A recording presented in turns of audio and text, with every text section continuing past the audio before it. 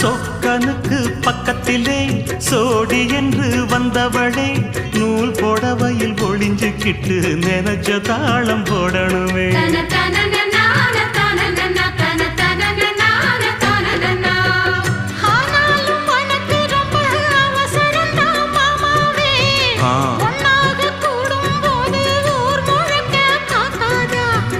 பார்த்தாலும் தவறு இல்ல பனியுறங்கும் ரோசாவே உன்னால சொத்த வச்ச மூக்குலதான் வைக்காத